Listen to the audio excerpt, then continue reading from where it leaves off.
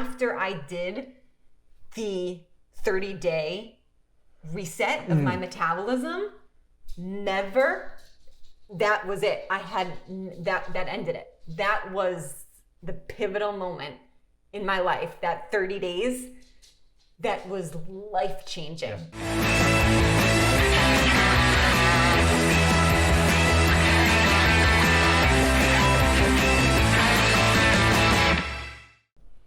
All right, so we're back with the Deep Life. Oh yeah, here we go. And I feel like a lot of these early episodes have been a lot of like the origin story, right, of Dan and Elise, the coaches. Yeah. So I think a big part of that is we wouldn't really have Elise, the nutritionist, without first having like Elise, the girl struggling with an eating disorder. Yeah, for sure. So if you want to jump in, but I was gonna say I think it's a good topic that we need to, go deep on. Yeah, and address. Yeah, it's so hard. It's still so hard and so raw to talk about, because I just had told my story a couple months ago after like keeping it hidden from so many people, basically the world, for so long. But for those of you who don't know, yes, I was bulimic for nearly 12 years. And it began when I was young, in my freshman year of college. I was about maybe 17, 18. I think I was 17 at the time. And just continued until maybe about 6 years ago. So I will say I am fully recovered and so happy to be at this point in my life, because as scared as I was to talk about it, and still am, I know that it doesn't define me as who I am. It was a really big part of my life, and it's brought me to the place that I am now. And I've learned a lot. I made a lot of mistakes, and I am happy to be in the place where I am now, especially being able to coach women through food and diet and nutrition, not just women, men too, because of course we're different and have different hormones and different makeups, but we're humans, and that's what makes us similar. Instead of going into too much detail about the story itself, it's the only way that I can really describe it is that I think I was almost punishing myself for really not understanding food and how big of an impact food has on not only your body but your mind as well. And at the time that it began, when I was so young, like I said, it was my freshman year in college. So I was away from my family that I was really, really close to. Like I've been brought up Italian. That's my heritage. That's every member. Like my mom's side, my dad's side.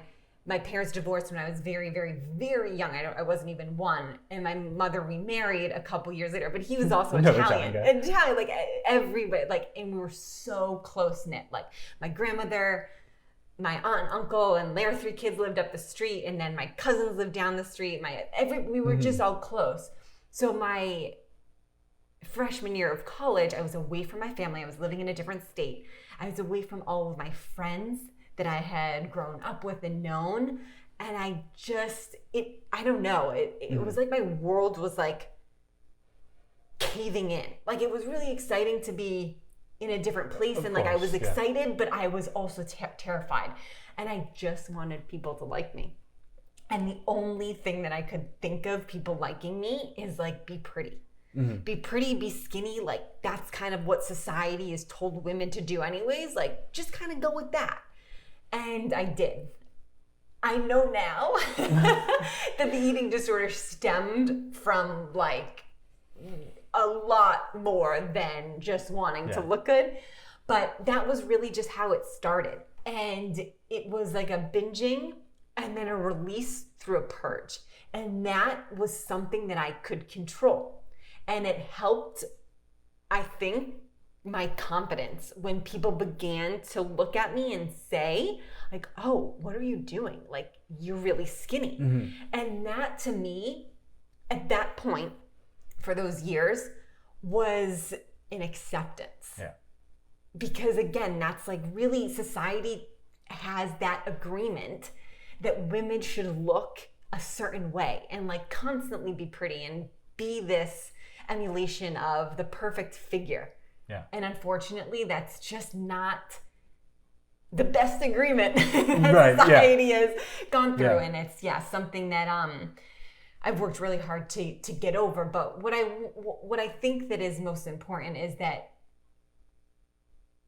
I hid it from so many people for so long because it was really embarrassing.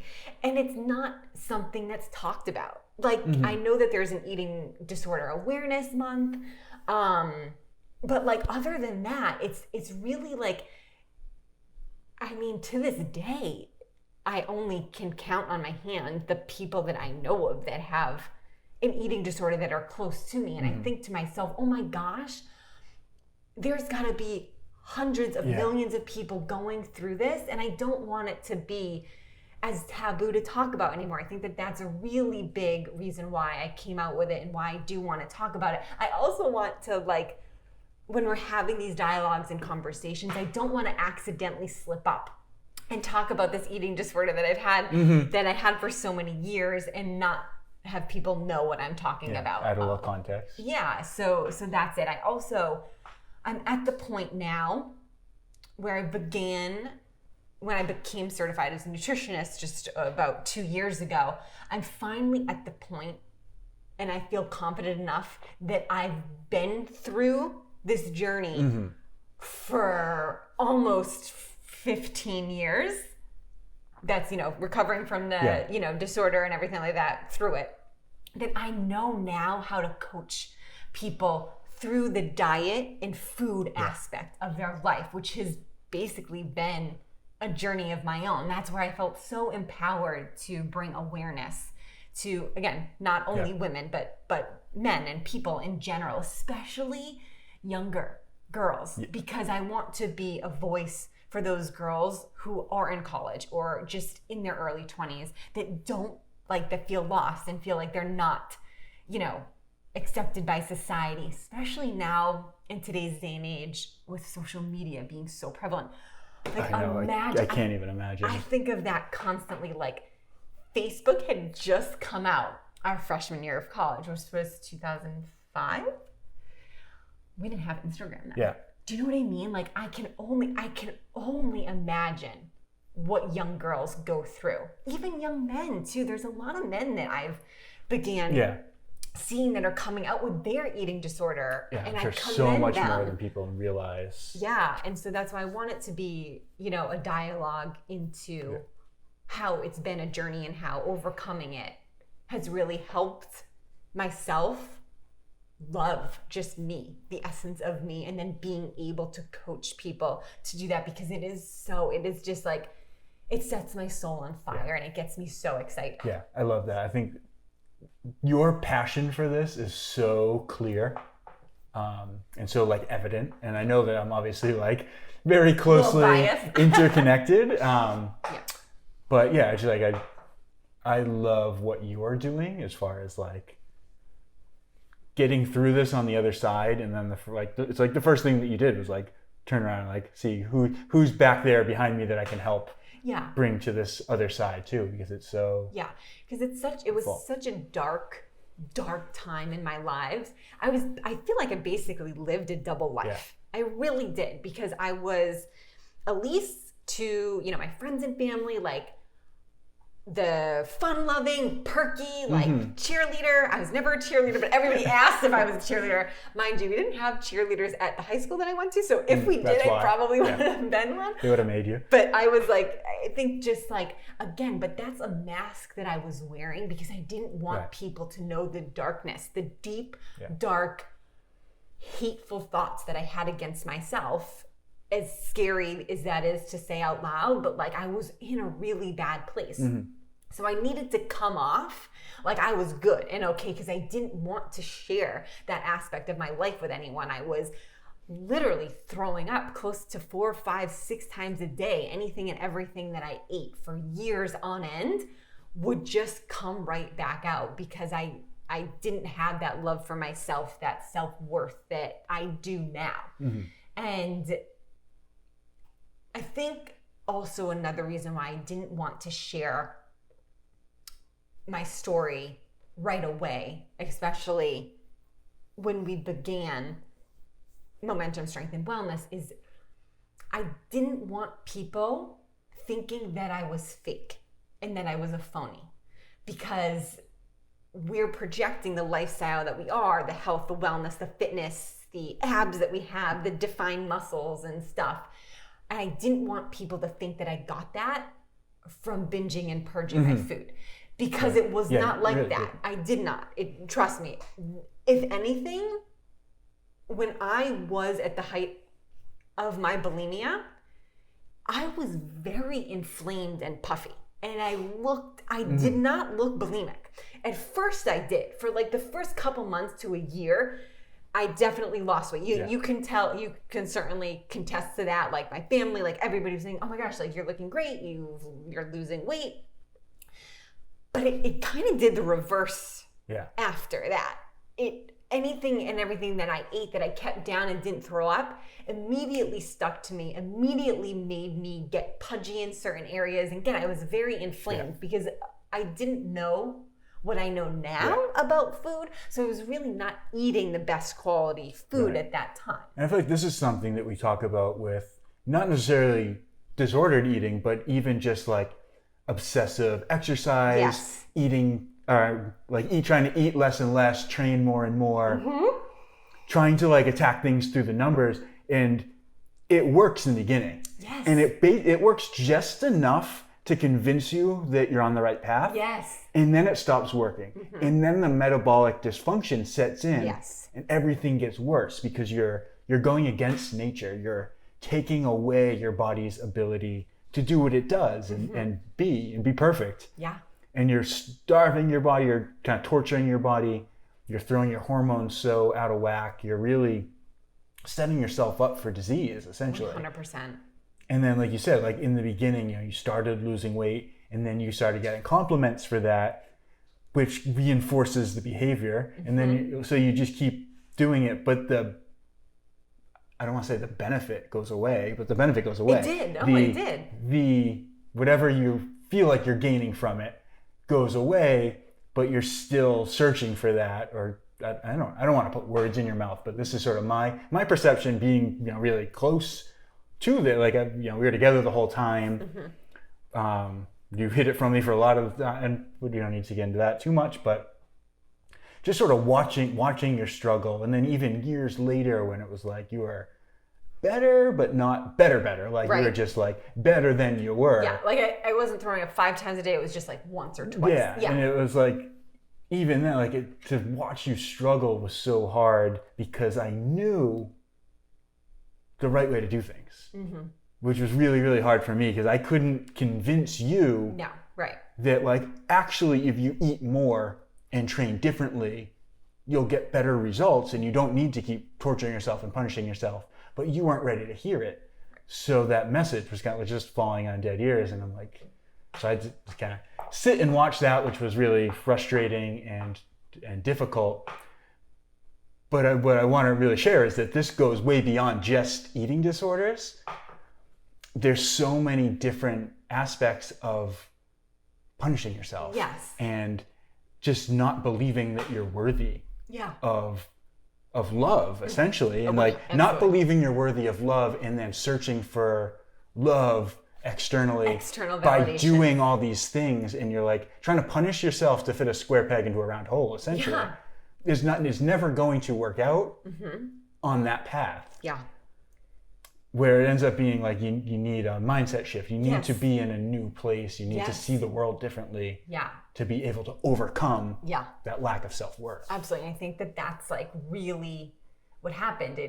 I wasn't ready to, right. When you're like I had said in a previous episode, when you're not ready for something, you're not ready. It's that deeper knowing, you know. Yeah. And I was addicted to this eating disorder. I was. It was when you get into something. It was over a decade. I identified with it. It was like, who am I if I'm not bulimic?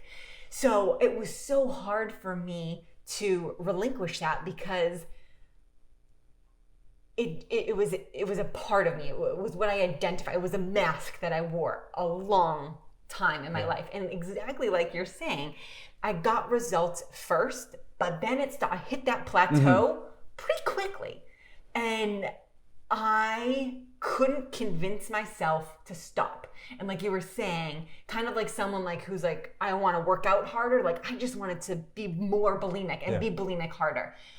And what my body was telling me, I could tell the response. Like it was getting harder and harder to purge, which meant I needed to eat more and more and more. So I just kept eating and then purging and eating more and more and more. And just was this never ending cycle. Until 12 years later, I was so defeated to the point where it's like, this is so unhealthy for me. And I'm not getting the results. 12 years in, 12 years. And it just unfortunately took me that long to realize that I have to change. I have to do that. I have to tell Dan that I need help with this, because at that point, like you said, you'd known a little bit here and there, and like you probably subconsciously knew it because you knew me so well and we were living together, but it was just hidden in the dark. It wasn't a conversation that we had until I sat down with you and was like, I can't do this anymore. Like I can't, like I knew that I was gonna die. Yeah. You can't just continue to eat and throw up and live. That's just not an existence I wanted for myself anymore. And it's also at the point too where we became more and more healthy. Our mindset started shifting, and it was just one foot in front of the other, building that momentum. My soul was probably ready for me to stop. And we had a very long talk. I think it was just like, okay, like where do I go? And you had mentioned in this conversation right now, the metabolic dysfunction. I had effed up my metabolism so bad over that decade-long eating disorder track of bulimia that I really needed to reset it. So let's talk a little bit about like how your knowledge and depth of information in health and wellness like helped me, because that's really like after I did the 30-day reset of my metabolism, that was it. I had that ended it. That was the pivotal moment in my life, that 30 days that was life-changing and just completely, I really can't think of another word other than life-changing. Yeah, I mean, that just came down to basically a process of kind of slowing down. Yeah. And like allowing your body to recover. And so before you continue, because I do like this metabolism, let's get into that a little bit too, because also like when I was younger too, people would always say like, oh, enjoy the metabolism while you've got it. Like you can eat whatever you want. But wait till you hit 30, then your metabolism is just gonna go down. And I never made the correlations, but as soon as I did the 30-day kind of reset of it, it gave me a greater understanding of that food is not just food. Food is information.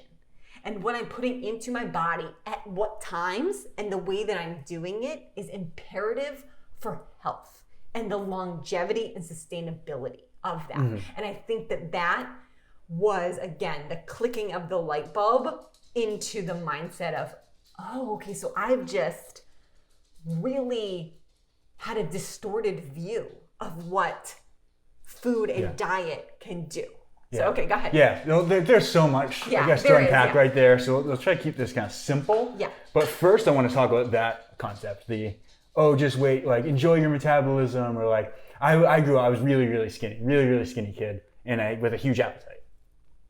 And everybody was like, oh yeah, you've got a fast metabolism, enjoy it, because as soon as you start getting older, your metabolism's gonna slow down and you're gonna get fat. Is what I've been told. I've been told since I was 7 years old. Like, I was praised for eating a lot, and I was told to enjoy it while it lasts, because when you can't, because as you start to get older, you're going to get fat.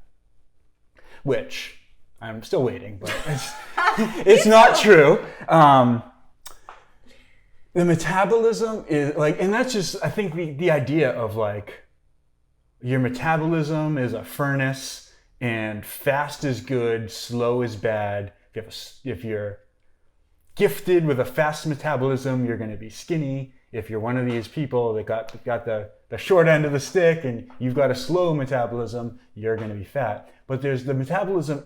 Humans aren't machines. Your metabolism is not a furnace, and there's a lot of moving parts. So I'd say with metabolism, fast isn't necessarily what you want. Mm-hmm. You want like a good, healthy metabolism. Because what you said, food is information. Mm-hmm. So you have the foods that you're putting in your body aren't just fuel, they're not just calories. Your body's taking those, and the first thing is it's information. So the food that comes into your body is signaling to your body how to be. So it's signaling which hormones should be released, where, when they should be released, where nutrients should go, mm-hmm. what kind of nutrients you have. And then the goal of your digestive system is to break down food, then to assimilate the nutrients from that food. So you take the cells of the food that you've eaten, distribute them amongst your body, break everything down to like its smallest parts and redistribute it so that your body can rebuild itself using these new parts. And then also to like eliminate food. Mm-hmm. So if you just have a fast metabolism, like you eat food and you eliminate food, but you're not necessarily assimilating the nutrients in the way that they should be, mm-hmm. and you're not necessarily getting the proper response, like hormonal response from these foods. So there needs to be like a proper balance, and like you said, timing is really important to getting foods at the right time so that your hormone secretion and development is right. Mm-hmm. So there's a lot more than just like, oh, you're lucky, fast metabolism, you can have this much food, and you have a slow metabolism, you can only have this much food. Right. When you have metabolic damage, so when your metabolism has been damaged, when it's not... Which is what happened to me. Exactly. So we had said, metabolic dysfunction and metabolic damage is the same thing. Your metabolism is not functioning properly, then your hormone creation and secretion is going to be off. And every one of those hormones does a ton of different jobs in your body. They're not all just burning calories. Right. So you're going to have, there's hormones that make you feel hungry. There's hormones that tell your body if they should be storing fat or not. Like there's hormones that produce, like sexual urges. Those same hormones, if you're overly stressed, your body won't be able to make testosterone or estrogen because it has to make progesterone to deal with inflammation and stress. So whatever's going on in your body, there's different things happening is the point. I'm not a biological chemist, but yeah, there's a ton of things going on, and it would take forever to explain them. But just know that when the food comes in, there's a lot of different things happening besides, are you getting fat or not? Mm-hmm. So I think there's the oversimplification just causes confusion around food, where knowing the quality of your ingredients and having nutrient dense foods, so foods that are actually providing more information, like you're saying, rather than just stressing your system and breaking you down. Mm-hmm. So what we did basically with you, where it was there's all this metabolic dysfunction. Yeah. Your body isn't, so you're putting food into your system, but it's not being used properly. No, it didn't. Your hormones are all over the place. Yeah. So what we needed to really slow down, simplify, not train excessively, because that's stress. Which was really hard for me. exactly. Yeah. So think about that. After 12 years of being obsessed with your image, what food you're putting into your body, what it's doing to your to all of a sudden have like exercise almost taken away for a little while, a couple of weeks of like very, very light. Yeah. But also like, not eating a ton of food, really, really simple meals, good quality food. And then as you got back on track hormonally, then we were able to increase the work you were able to do. Yep. Because the stress wasn't as much of an issue. Yes. And then, but as we were doing that, we also added more food. Food, yes. Yep. Because varieties. Yeah, because we didn't want you to be in that like exercising really hard, but not having enough food to fuel your system. So it's like we needed to feed your body properly while you were using it. Yeah. I think that, like 100%. And I thank you every day for your knowledge at that time and that you still have to help me through this, because I was still in the mindset of, oh my God, I'm going to eat something, not throw it up and get fat. Right. But I was so defeated at that point that my mindset had shifted where like life is hard, right? Everything can be a challenge or it can be a learning opportunity. So yes, 12 years of being bulimic was so challenging to me that I had no other choice other than continue down the road and die or change and feel really uncomfortable and probably like a couple weeks of hard mental shit that I needed to work through. But I chose that hard as opposed to the hard of a lifelong eating disorder that I didn't want. So yeah, it was really uncomfortable for like a week of not knowing like how my body was going to change, how it was going to respond, what like emotions were coming up, where there were so many. But after those few days, it was like a weight lifted off my shoulders and like a new perspective really came into my mind about how I could live. And like, I started to dig myself out of a hole. I should say we. I really should say we. It's it does start with me because it like you said, you knew I was doing it for years, but like you couldn't convince me. Of course, it starts with me. I can't convince someone else to change their lifestyle. It has to come from within. Right. You can't project onto someone else what you want. So yes, but I began to dig myself out of this hole. And then your body doesn't want to be sick. It doesn't want to kill itself. It doesn't want dis-ease in it. It responded so well to what we were doing, to what I was putting into it, to the rest. It needed that rest period. It was like a sigh of relief almost. It was like, oh my gosh, yes, like this is how I'm going to reward you. Yep, you fell off a little bit. You went down that dark hole for a really, really long time. But here we are. We're getting to that sunny spot up top. We're getting there. And it rewarded me in the best way. Like I said, it was life-changing. And it was 4 weeks. That's it. After 12 years of misery. Now, when I say 4 weeks, that was the 4 weeks to reset my metabolism, which worked wonders. And I was never hungry. I never felt deprived. Because I was getting the nutrients that I needed. It was information. Like my gut brain connection was firing and now rewiring itself, getting the information that I needed. And then that again kept the steps going and helped me build momentum forward. Because yes, of course, having an eating disorder is kind of like, it like I said, I was addicted to it. It is an addiction because there comes with so much trauma that like was ingrained in my life that it is something that I work hard to overcome every day. But after doing that reset of the 30 days, the 4 weeks, it just was like, I could never go back. That's what it was. It was the fire. I could never go back. I can't even think to myself. It's not even a thought that crosses my mind anymore, really, which is like, it's something that like I never thought that I would get to this point.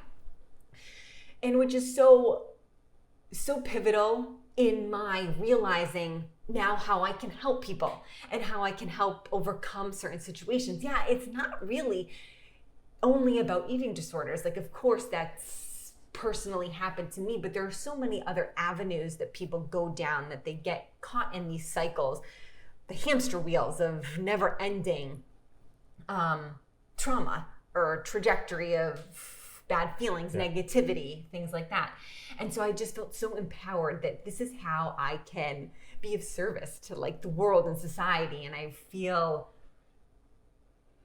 the ups and downs, the ebbs and flows of it just made me stronger. And I'm like, not that I like wear this like happy badge of like, oh, I'm a recovering, eating disorder, however you want to phrase it. Yeah. But I am very willing and able to now share my story because it is empowering to myself and like hopefully can help others in that aspect. It's your journey. Like it's not about right or wrong. Like you wouldn't be who you are right now if you hadn't gone through that. Yes, absolutely. And at the time after like that 30-day reset, the 4 weeks that I helped, reset my metabolism, like it's where I gained food freedom from, right? So that's like what I call the consultations, how I help people like monthly, quarterly with that, because what happened also within the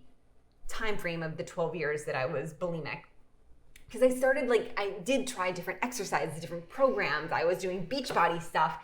I was also counting calories. I was weighing myself. I was measuring myself. And again, those are all ways to control. Same thing with the bulimia. It's a way to control the food intake, like how I'm eating and things like that. And it did not help me. It was so detrimental to me and to my well-being that like counting calories, macros, weighing myself, none of that worked until I reset my metabolism. And then it was just like, oh, okay, like I measured the food a little bit because I needed to have like an idea of the portion sizes that I could have at that time to reset it. But once that was over, it was like, okay, let's begin experimenting this way. Let's begin experimenting this way. And I wasn't counting calories. I wasn't weighing my food. I wasn't counting macros.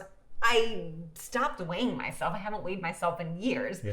I do every once in a while. Just to see a scale somewhere. Just to see, but like, that's it. It's like, it was this freedom. It was freedom to know that like, okay, I can eat this broccoli and feel great. I can eat this steak and feel great. Or I can have this cupcake and feel great and not want to purge.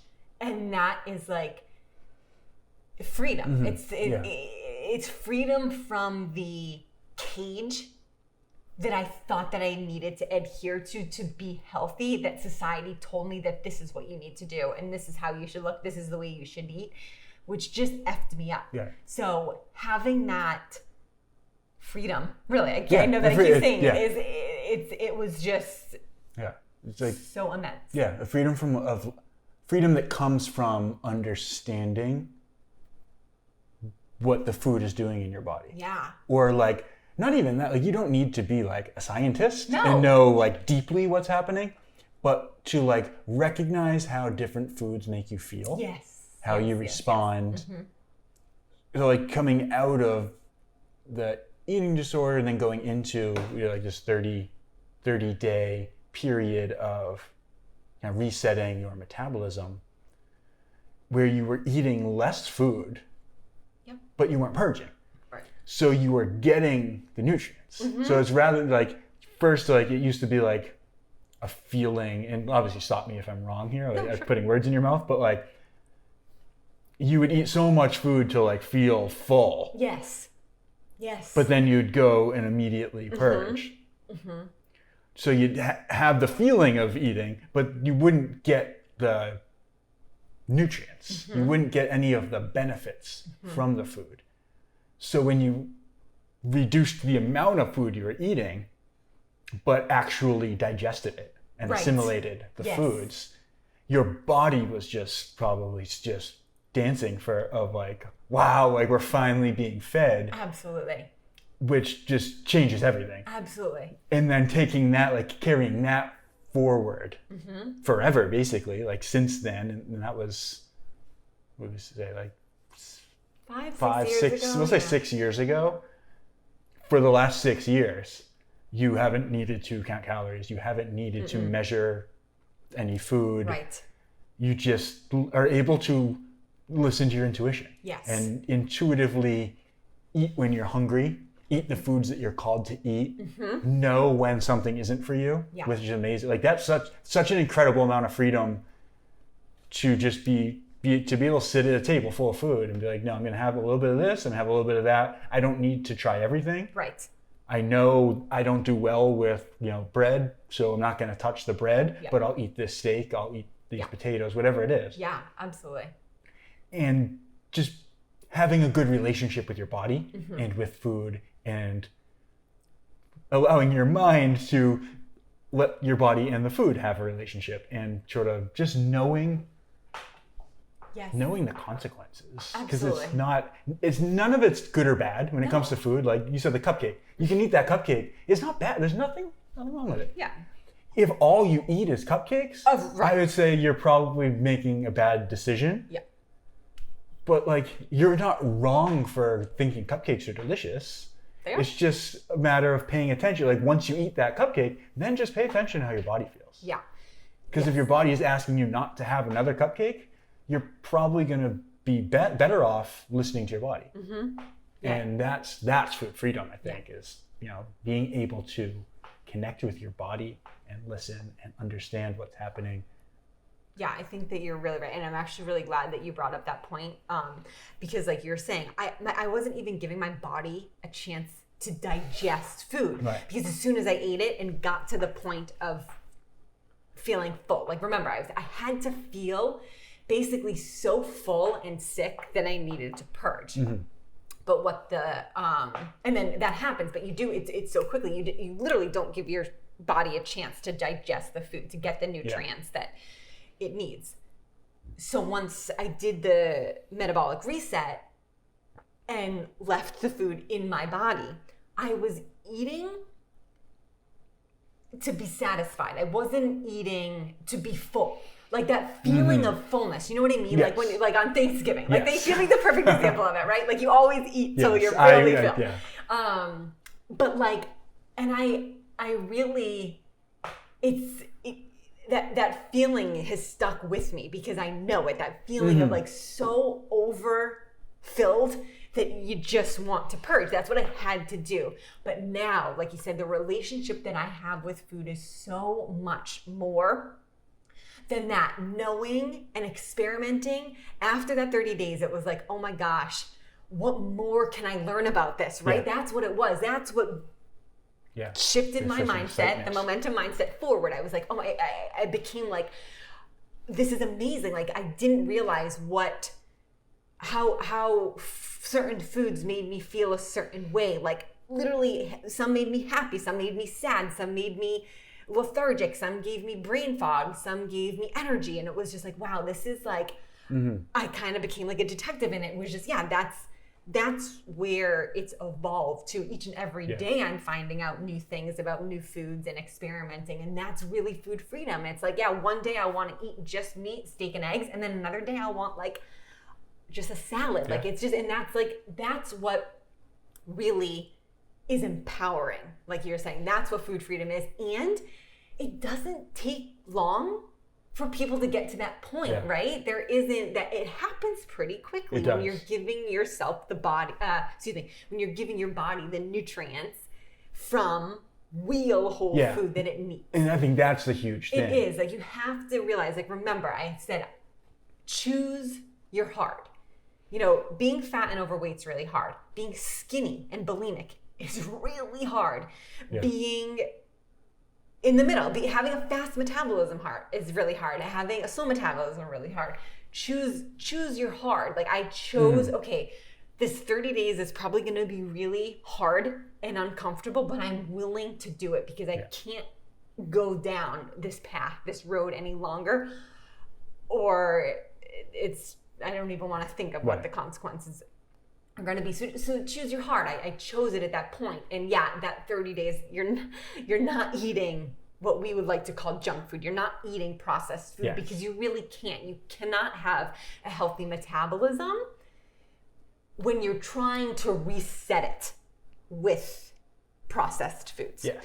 And after the 30 days though, we did incorporate some things that I like and enjoyed. And I was able to digest and enjoy them, having a freedom and not gaining the weight and not doing excessive things. Like it really did help me to assimilate certain areas of treats and cheat days and cheat meals that I wanted at certain times, because my body could handle it a lot more and it wasn't triggered anymore from the response that it had been traumatized by my disordered eating from. Right. So that's what we're talking about with like the food is information. Exactly. Whereas like you need to be able to pull back from the highly processed foods, because that information is confusing. I think is probably a good way to put it. It's really confusing. Your body doesn't understand. It's hyper palatable in a way genetically modified. There's science experiments that are made in a lab to keep you addicted to them. Yeah, it's like, and they don't even hide it. Like you get like Lay's, or like, bet you can't eat just one. Or no, like, you can't. Or what's like Pringles? Pringles. Like once you pop, you can't stop. Like they've been telling us for years. Yeah. It's a true thing, and it's because like it's a science experiment. Exactly what you said. These foods are literally designed to hit your palate in a certain way that you can't stop. And then on top of that, because there's no nutrients, like you eat a potato chip, your body is like, oh, this is amazing. It's salty and savory, and my mouth's watering. The mouthfeel is amazing. Like the fat in your mouth, like the crispiness, and they literally measure the crispiness of chips to be specifically the exact amount of crispiness that you'll crave, so that you can't stop eating them. So that's what we mean, because you're not going to sit down and eat however many potatoes. I forget the number. I used to know this. You did know this, yeah. It's like a bag of Lay's is like 10 potatoes or something like that. And you would never sit down and eat 10 potatoes. No. But you could put down a bag of potato chips so easily. It's ridiculous. Or like French fries, the same thing. Like that's what I mean by like hyper palatable. It's like your body can't quite grasp what's going on and tell you to stop. So you eat way too much. And because there's not enough nutrients, once you're done, like you eat that whole bag of potato chips, your body had primed itself for the nutrients it thought was coming due to like the salt and fat profile or whatever it is. So when those nutrients don't come, you have the hormone response for those nutrients. And then those hormones have nothing to do. So they start stimulating more cravings. So that's why you eat a bag of potato chips and an hour later you're starving.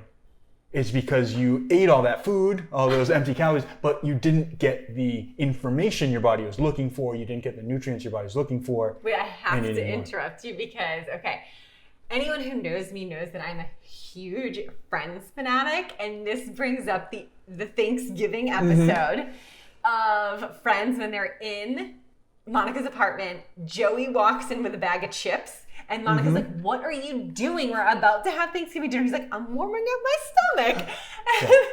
As funny as that scene is, because it's like the epitome of Joey and Monica, it actually correlates. It's very true. Work. Yeah. He was, whoever wrote that, genius. Yes, absolutely. Sorry to interrupt. No, that's great. I was wondering why you were laughing at me when I was saying that.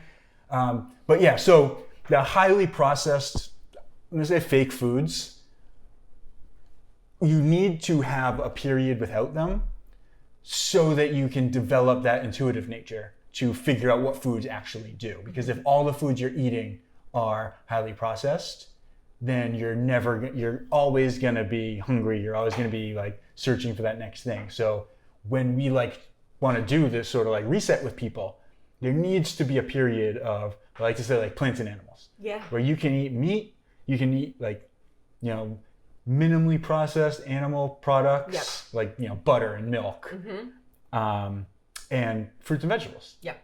And all you're really drinking is water, tea, and coffee. Yes. Yeah, you've got to, unfortunately, alcohol is the Yeah. process. Yes, thing, exactly. right? Yeah, it's another thing that's going to just throw you off. But But then once you get to the point, like once you come out the other side, and you have this intuitive feel, then you can kind of be trusted with these other things. Absolutely. And absolutely. and then you have a little bit of pizza, have a bag of chips.